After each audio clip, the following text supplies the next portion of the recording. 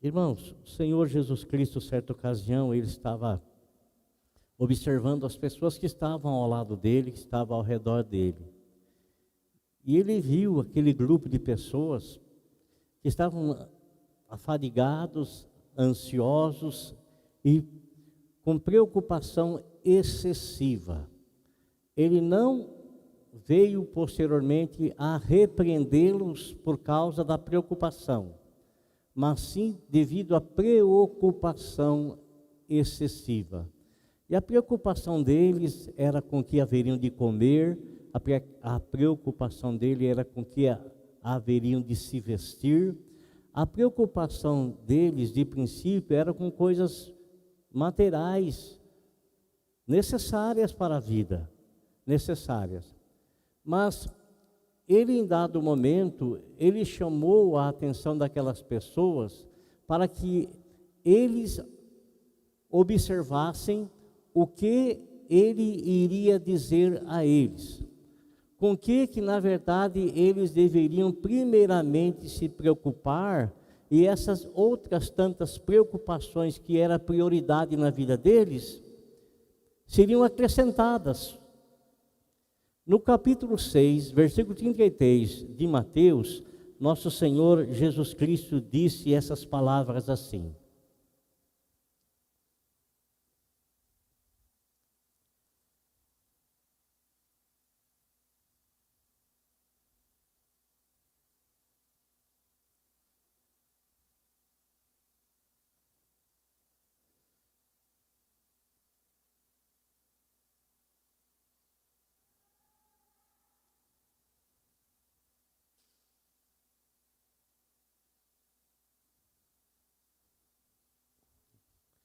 falei Mateus para vocês, estou olhando aqui em João, falei, mas está errado aqui alguma coisa.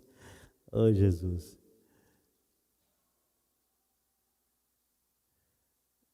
Mateus 6,33, está escrito assim, é bem conhecido esse versículo, né?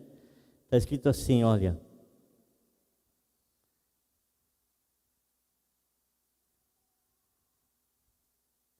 Busquem, pois, em primeiro lugar, busquem, é uma coisa imperativa,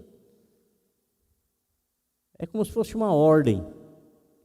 Busquem, pois, em primeiro lugar, o reino de Deus e a sua justiça, e todas essas coisas lhes serão acrescentadas. Eu quero falar o que Deus quer que busquemos em primeiro lugar. O que Deus quer que busquemos em primeiro lugar? Às vezes, os nossos pensamentos, a nossa vida, ela é toda voltada e toda preocupada com coisas que Deus tem prometido acrescentar sobre a nossa vida. Não que nós não devemos nos preocupar com elas, mas às vezes essa preocupação é muito excessiva, muito excessiva. O Senhor quer que venhamos a buscar primeiramente o reino de Deus. Você sabe, irmãos, que existem muitas promessas na palavra de Deus, e não são poucas, são 7.487 promessas que Deus tem feito na palavra dele para nós, para os homens. Ele fez falando com os homens, 7.487 promessas. Dentre essas promessas, existem algumas promessas que, como já falamos anteriormente, são promessas condicionais, promessas que nós iremos recebê-las se nós fizermos aquilo que está sendo orientado a fazermos. Aqui, o Senhor está dizendo para nós que nós devemos busquem em primeiro lugar o reino de Deus. As outras coisas que serão acrescentadas, elas não serão sem que primeiramente haja a preocupação em nosso coração com aquilo que é primordial, o reino de Deus. E para nós alcançarmos o reino de Deus, existe dois tipos de reconciliação que deve acontecer conosco. Dois tipos de reconciliação. Nosso Senhor Jesus Cristo disse, certa ocasião, aos seus discípulos, e logicamente que isso é extensivo a todos nós, ele disse assim: vocês serão meus amigos se vocês fizerem o que eu vos mando. Vocês serão meus amigos se fizerem o que eu vos mando. A condição de sermos amigos do Senhor está em obedecermos aquilo que Ele nos diz, realizarmos, fazermos, colocarmos em prática aquilo que Ele nos orienta a fazer, a realizar. Deus não criou o homem para ser seu inimigo.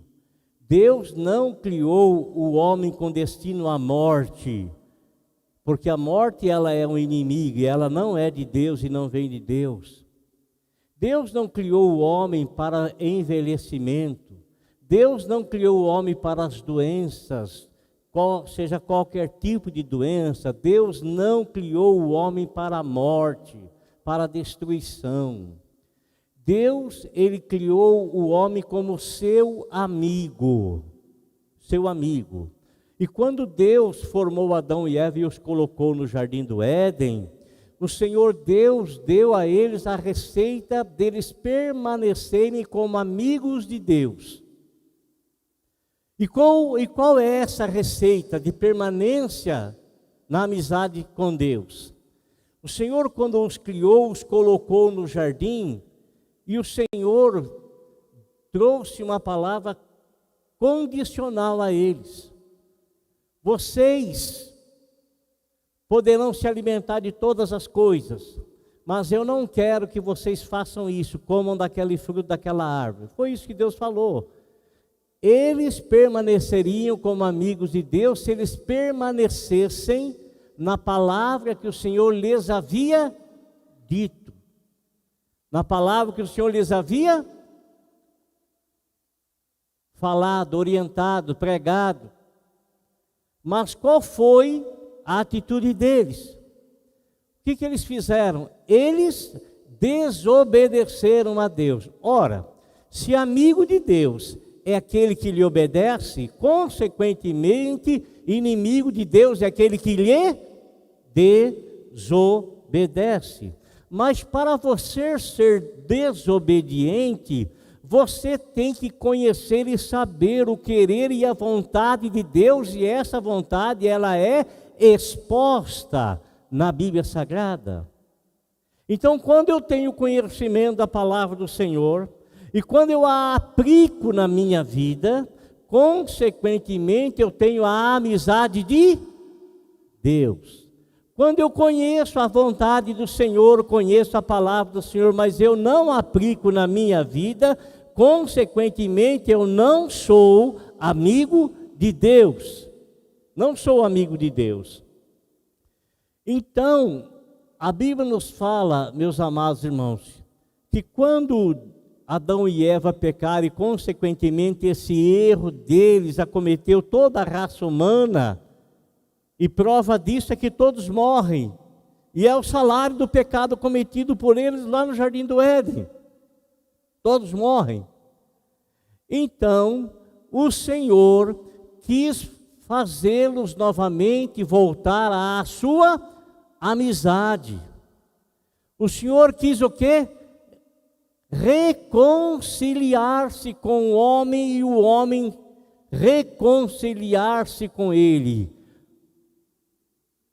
O que é que necessita de uma reconciliação? Quando duas pessoas estão em incompatibilidade. Quando duas pessoas não conseguem andar juntas.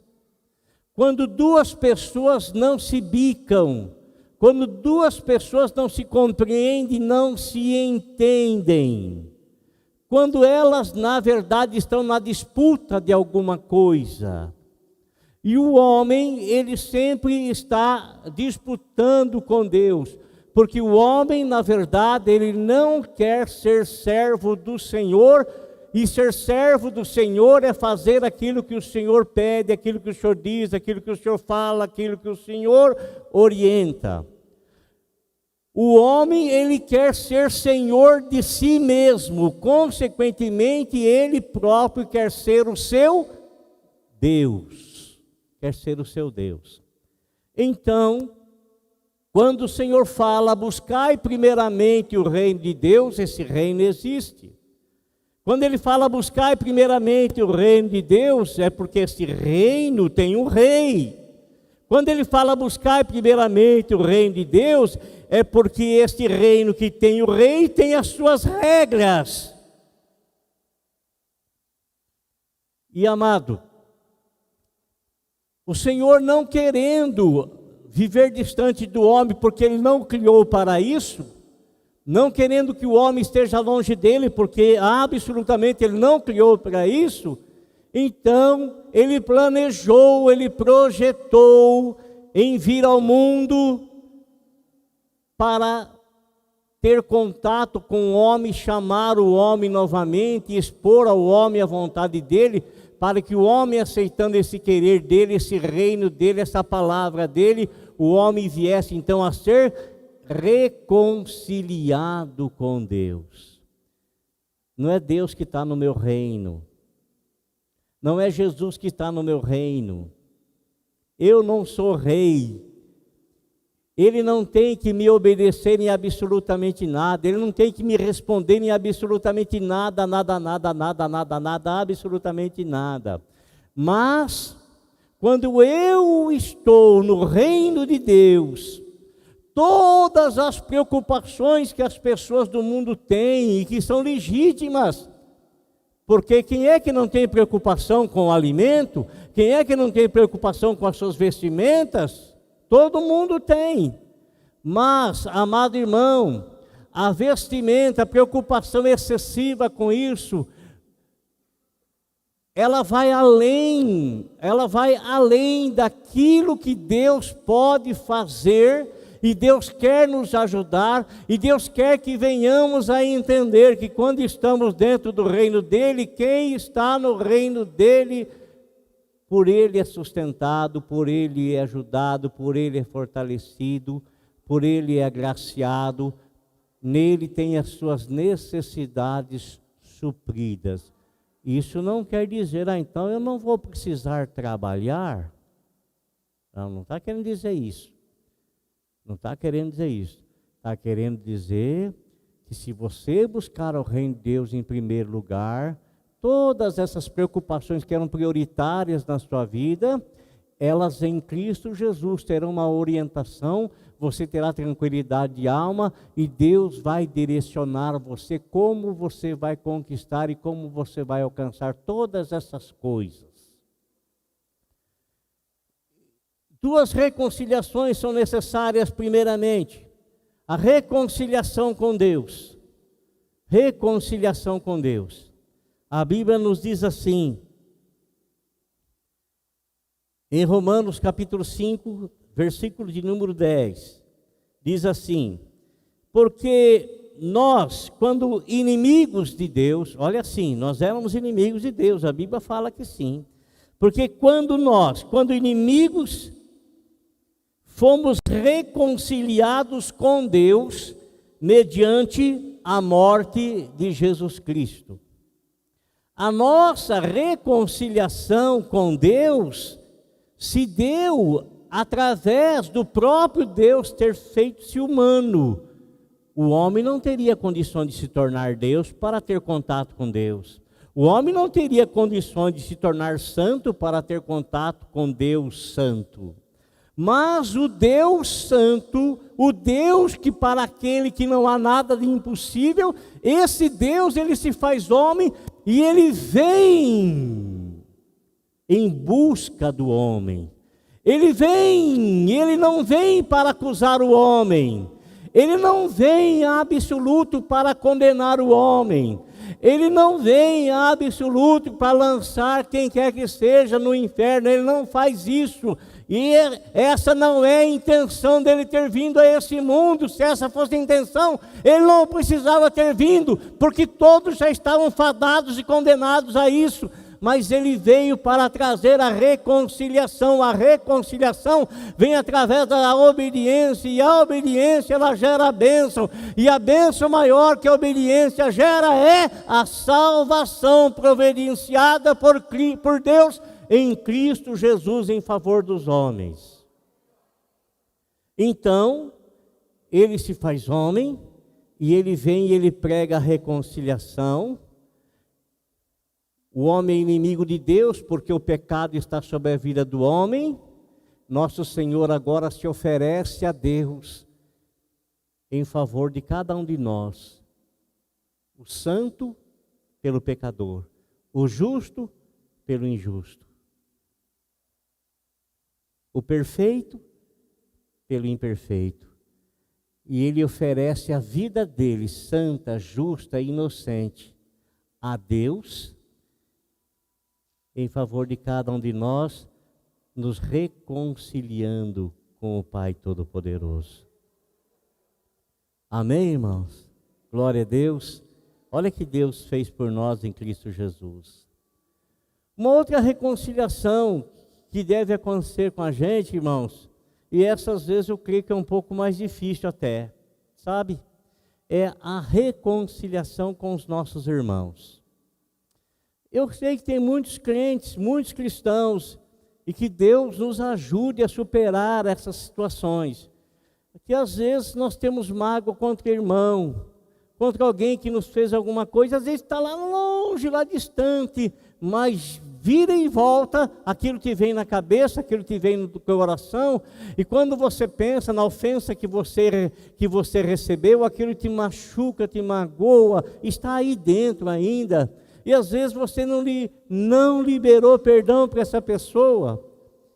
Às vezes foi você que feriu alguém, às vezes foi você que causou mal a alguém, e você foge constantemente disso porque você não quer admitir, e você como cristão sabe que o Senhor quer que você se reconcilie, e você às vezes está com o teu coração aí pesado, sempre fugindo, aquela luzinha do Senhor sempre chamando a sua atenção, resolve isso aí, será que é importante? É importante. O que o Senhor Jesus Cristo fala e Mateus escreveu no capítulo 5, versículo 23 e 24. Se, pois, ao trazeres ao altar a tua oferta, ali te lembrares de que teu irmão tem alguma coisa contra ti, se você vem na casa do Senhor, ou se você vai ofertar alguma coisa ao Senhor, isso pode ser uma oferta monetária, isso pode ser qualquer outro tipo de oferta que você vai fazer para a igreja, mas você vai fazer para a igreja, mas está atribuindo a Deus. Atribuindo a Deus. Ou então você vem aqui na casa do Senhor e você participa da Santa Ceia, e você está cantando louvores ao Senhor, está louvando a Deus, está engrandecendo ao Senhor, está glorificando ao Senhor, e aí você começa a lembrar, poxa vida, eu estou aqui adorando a Deus, aí você se lembra daquela palavra que Pedro disse assim, como é que você pode dizer que você ama a Deus a quem você não vê, se você odeia o seu irmão a quem você vê? Como?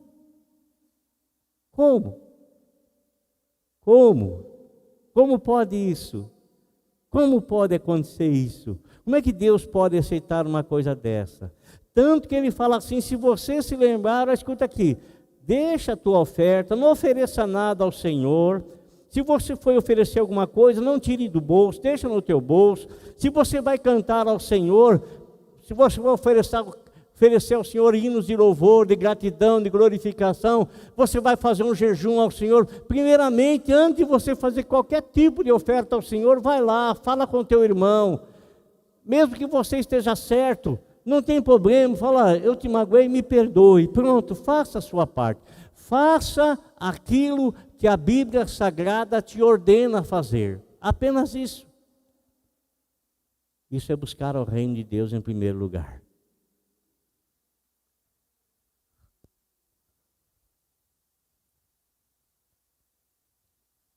Deixa perante o altar a tua oferta, vai primeiro reconciliar-te com teu irmão e então, voltando, faze a tua oferta. Logicamente que o Senhor Jesus Cristo, Ele está falando isso aqui para pessoas que eram acostumadas a trazer suas ofertas no templo.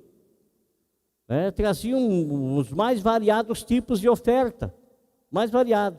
Então, Ele quis, falando com aquelas pessoas naquele momento, os nossos dias são totalmente diferentes, as nossas ofertas são diferentes das deles, mas o sentido da coisa é o mesmo, é o mesmo. Uma outra coisa, irmãos, que o Senhor quer que a gente faça dentro do reino dEle,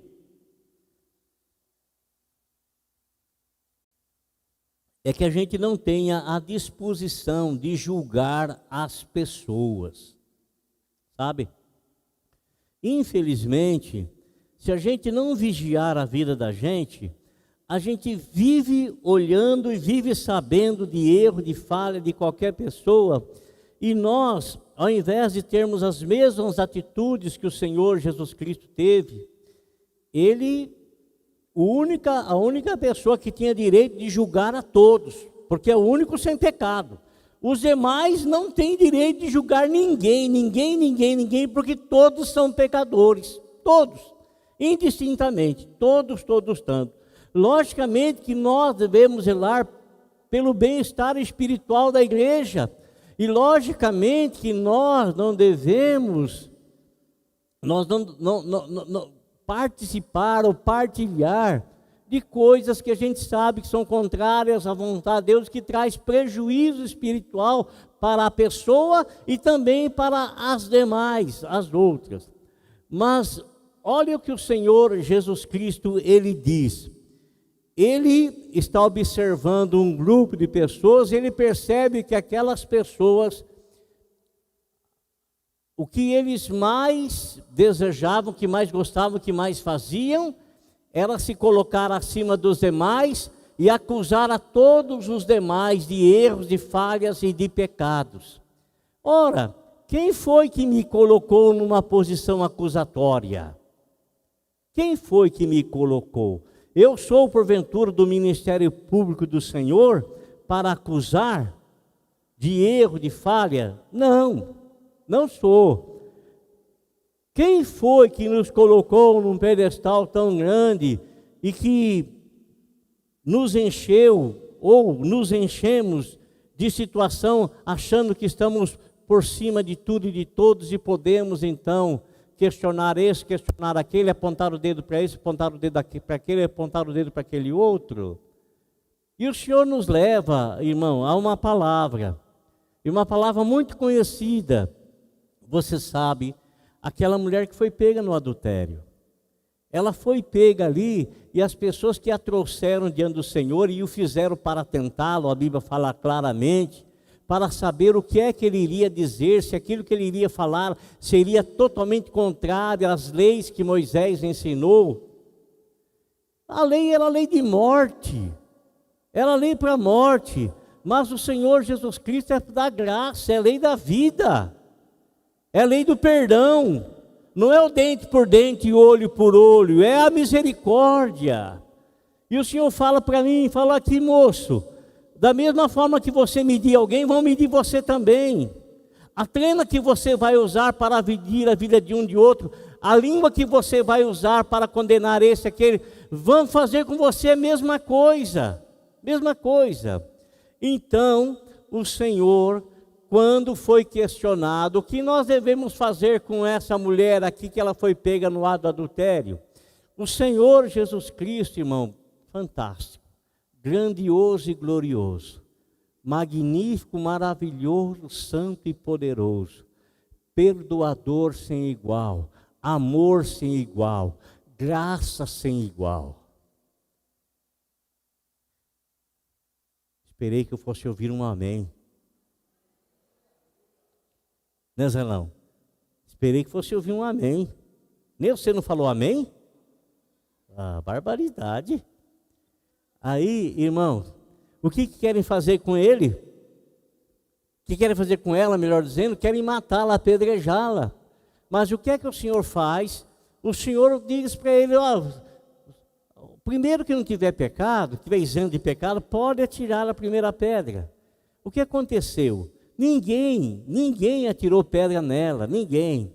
Mas, irmãos, nosso Senhor Jesus Cristo fez uma advertência a ela. O Senhor perguntou para ela, mulher, onde é que estão os teus acusadores? Ninguém te condenou? Ela disse, não, Senhor, ninguém te condenou. O que Jesus Cristo disse? Nem eu também te condeno. Mas ele não terminou a frase aí. Ele continuou dizendo, nem eu também te condeno, mas vai e não tornes a pecar. O Senhor não disse que aquilo que ela tinha feito não era pecado. Não disse. Não, é erro, você cometeu um erro. E eu estou dando a você o perdão. Agora você é conhecedora da minha graça. Então não torne a praticar novamente. Agora veja bem, o que o Senhor Jesus Cristo fala em Mateus capítulo 7, versículo de número 5, falando para os fariseus, diz, hipócritas, tire primeiro a trave do seu olho e então verás claramente para tirar o arqueiro do olho de teu irmão. Ó, antes de você olhar a vida de quem quer que seja, primeiramente tira do teu olho a trave. O que é uma trave, irmão? A trave, né? No gol existe o travessão e existem as traves. É aquilo lá. É uma madeira daquele tamanho. E às vezes nós estamos com ela no nosso olho e nós conseguimos enxergar o cisco na vida do nosso irmão, mas a gente não consegue tirar a trava dos nossos olhos, a trave dos nossos olhos. O salmista Davi, amado, o salmista Davi, a quem Deus perdoou grandiosamente, mas que infelizmente, por causa dos erros que ele cometeu contra o Senhor, ele teve consequências graves na vida dele e da sua família. Mas obteve o perdão do Senhor, mas teve consequência. Ele disse em certa ocasião assim, Senhor, por favor, o Senhor tira de mim os erros que me são ocultos. Muitas coisas na nossa vida que é tão fácil alguém olhar para nós e enxergar e nós não enxergamos. Da mesma coisa, é muito fácil nós olharmos na vida de alguém, enxergarmos erros na vida dela e não enxergar em nós mesmos.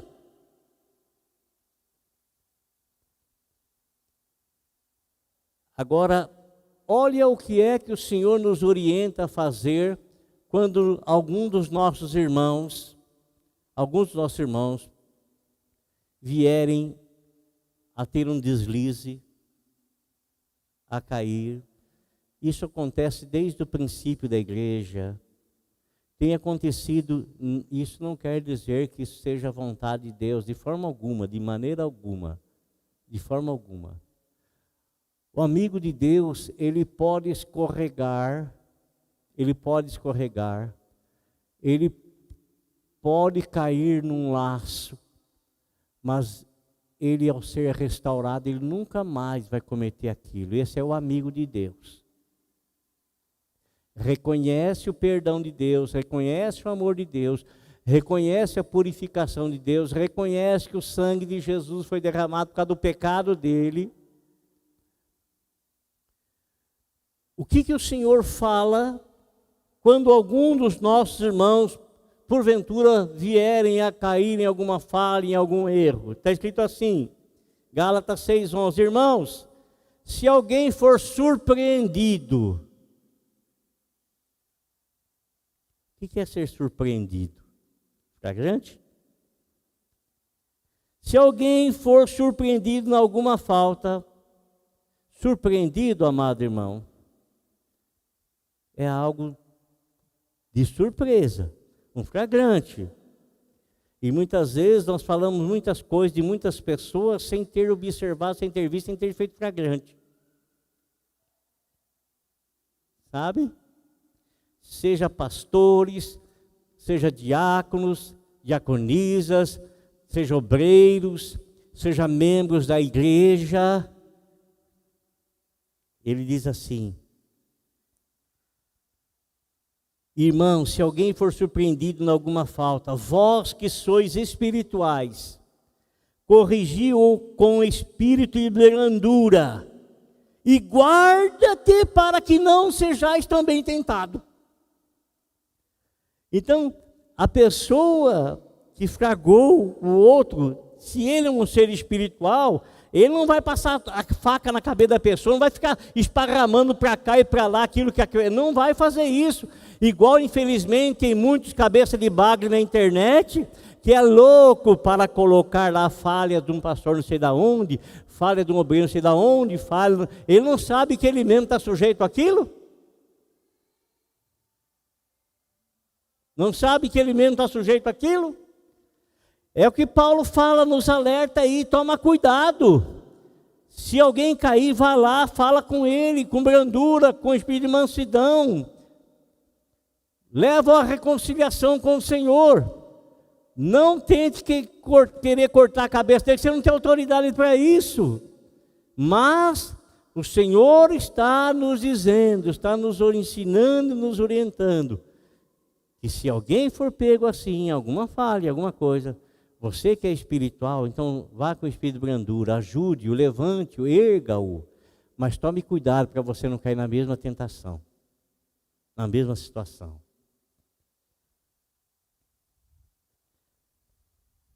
Amém, irmãos? Uma outra coisa que o Senhor chamava a atenção também, principalmente dos escribas, dos fariseus, é que eles eram muito preocupados com a aparência exterior. É importante a aparência exterior? A aparência é importante?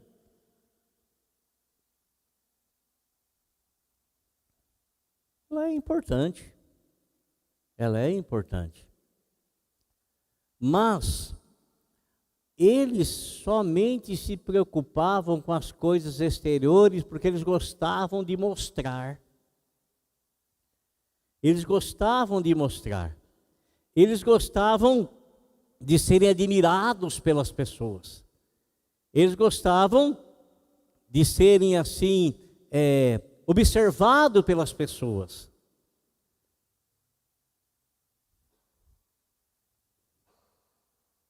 Aí eu vejo aqui, em Mateus capítulo 23, versículo 25 e 26, o Senhor Jesus Cristo chamando a atenção deles, porque estavam repreendendo os discípulos do Senhor. Aí seus discípulos, eles comem sem lavar as mãos. E o Senhor então lhes dirigiu a palavra dizendo o seguinte: ai de vós, escribas e fariseus hipócritas, porque vocês limpam o exterior do copo e do prato, mas estes, por dentro, estão cheios de rapina e intemperança. Fariseus cego, limpa primeiro o interior do copo, para que também o seu exterior fique limpo. Logicamente, irmão, que o Senhor Jesus Cristo estava usando isso para falar da vida espiritual. Pessoas que gostam de mostrar, pessoas que gostam de ter a aparência, de mostrarem a aparência, mas na verdade por dentro delas está igual aquela mensagem que o Senhor disse: sepulcros caiados. Como dizia Nadir Lautenschläger, por fora bonita viola, por dentro pão embolorento, não é? Às vezes a pessoa ela mostra uma boa aparência de ser crente, de ser assim a pessoa que ama a Deus, que adora a Deus, ela gosta de mostrar, ela gosta de ser conhecida assim, mas o interior dela está totalmente sujo. E sabe, irmão, a Bíblia fala assim, que é do coração que procede as saídas da vida, do coração. Logicamente, quando fala coração, não está falando dessa máquina que está aqui dentro, porque ela não pensa. né? Mas está falando aqui do nosso cérebro, da nossa mente. É aqui que nós pensamos, é aqui que nós planejamos, é aqui que nós projetamos as nossas palavras, as nossas atitudes, a nossa maneira de nos comportarmos, a nossa maneira de nos expressarmos, é tudo aqui dentro de nós aqui. Logicamente que quando fala com o coração é o símbolo da vida, o coração é o símbolo do amor, né? Então quando fala, que a boca fala daquilo que o coração está cheio, logicamente o vaso está cheio. A mente está cheia, o cérebro está cheio. Então ele disse que primeiramente você tem que se preocupar com o interior. Olha que coisa importante, irmãos. Eu estava falando de princípio aqui. Uma das coisas que sucede e a gente não consegue enxergar, não consegue ver. Aconteceu com você, aconteceu comigo. O que é? Ezequiel está escrito o seguinte, que o Senhor, ele muda o nosso coração. Ele tira o coração de pedra e coloca um coração de carne. Coração de pedra é um coração que não tem como você mexer com ele, é duro, frio. Coração de carne não, é maleável, bomba a vida, né? O sangue passa por ali, jorra lá, né? Vai do vidro por todo o corpo. Uma das primeiras coisas que acontece, ou se não a primeira coisa, quando o pregador fala assim: quantos querem aceitar Jesus como Salvador? E você convencido pelo Espírito Santo, você convencido pela palavra de Deus, o Senhor Deus então toma você, faz o desejo ardente de ter Jesus como teu Salvador no teu coração. Então você vem à frente para confessar, conforme a palavra de Romanos fala. E quando você confessa os seus pecados ao Senhor e pede perdão ao Senhor, o coração de pedra está sendo removido e você está recebendo um novo coração. É o que a Bíblia fala. E nesse novo coração, esse novo coração que você recebe, está ali gravado a vontade de Deus. O Senhor, a partir daquele momento, Ele vai trabalhar a tua vida. Em alguns com mais facilidade do que outros, mas Ele vai trabalhar a nossa vida para nos santificar dentro da vontade do Senhor, dentro do querer do Senhor, dentro do desejo do Senhor, dentro da palavra do Senhor. Amém, irmãos? Então, primeira coisa também é limpar o nosso interior. Uma outra coisa, que é aqui para nós encerrarmos, cuidar da nossa família. Cuidar da nossa família. Está escrito em 1 Timóteo, capítulo 5, versículo 4, mas antes de ler eu quero dizer o que está escrito na palavra do Senhor. A palavra do Senhor nos manda honrar o pai e mãe. A palavra do Senhor diz que nós não devemos lidar com os nossos filhos e provocar neles a ira. Isso não quer dizer que nós não devemos discipliná-los. Quem ama, disciplina. Não quer dizer que nós não devemos orientar os nossos filhos no caminho do Senhor. Deixa à vontade, quando ele crescer, você está fazendo totalmente errado aquilo que a Bíblia fala. Ensina teu filho, é teu filho, foi Deus que te deu, então ensina ele. Orienta ele o caminho que ele deve andar. Vai orientando. Enquanto ele estiver na tua casa, enquanto ele for dependente teu, você tem autoridade de orientá-lo. Eu sei que o mundo, a educação mundana quer mudar isso aí. Eu sei que quer mudar isso aí. Mas é um princípio da palavra de Deus. E você pode ter certeza que o princípio da palavra de Deus não provoca maldade, não provoca absolutamente nada de ruim na educação do seu filho. Não produz. O princípio da palavra do Senhor faz o teu filho ser um servo de Deus, faz o teu filho ser obediente a você, pai e mãe, faz o seu filho ser obediente às autoridades, faz o seu filho ser alguma pessoa produtiva na sociedade, faz o teu filho ser alguém que vai levar a presença de Deus por onde ele andar, por onde ele caminhar. No amanhã o teu filho vai te agradecer porque você o educou, porque você o ensinou, porque você o orientou dentro dos princípios da palavra de Deus. Você vai receber dos teus filhos palavras de gratidão.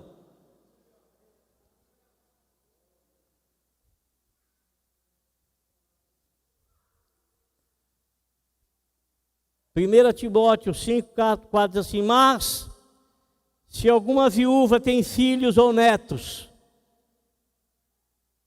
preste atenção no que eu vou dizer para você, amado irmão. Muitas pessoas, às vezes, eles querem colocar sobre a igreja, uma situação de dependência de pessoas.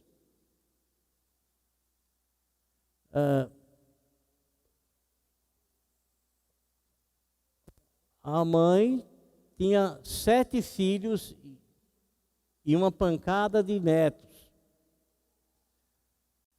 Aí um dos filhos foi falar para o pastor: pastor, o senhor não pode arrumar uma cesta básica para minha mãe?